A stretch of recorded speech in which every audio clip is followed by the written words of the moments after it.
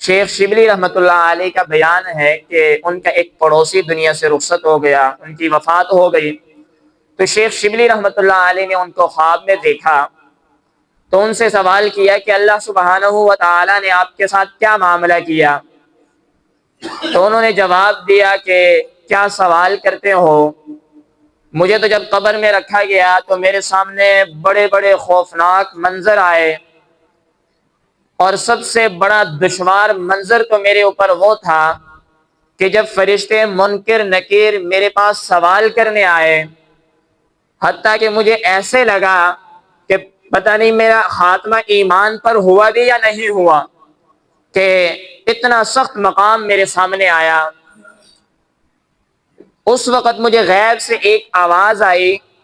کہ دنیا میں آپ کی زبان بیکار رہی، جس کی وجہ سے آپ آج اس مصیبت کے اندر مبتلا ہے۔ اور پھر جب فرشتہ مجھے مارنے کا ارادہ کرنے لگا، قصد کرنے لگا، تو اس وقت ایک نوری انسان میرے اور فرشتوں کے درمیان حائل ہو گیا،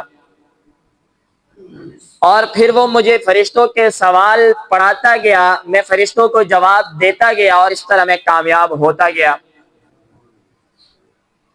اور جب میں نے تمام سوالات کے جوابات دے دیے تو پھر میں نے اس شخص سے پوچھا کہ آپ کون ہیں؟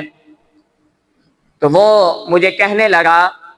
کہ میں وہ درود ہوں جو آپ دنیا میں اللہ سبحانہ و تعالیٰ کے پیارے پیغمبر صلی اللہ علیہ وسلم پر پڑھا کرتے تھے۔ آج میں آپ کے ساتھ ہوں، قبر میں بھی آپ کے ساتھ ہوں، حشر میں بھی آپ کے ساتھ ہوں، پل صراط پر بھی آپ کے ساتھ ہوں، میزان میں بھی آپ کے ساتھ ہوں، اور آپ کو گھبرانے کی ضرورت نہیں ہے، فکر کرنے کی ضرورت نہیں ہے، میں ہر مقام پر آج آپ کے ساتھ ہوں اور آپ کی مدد کروں گا۔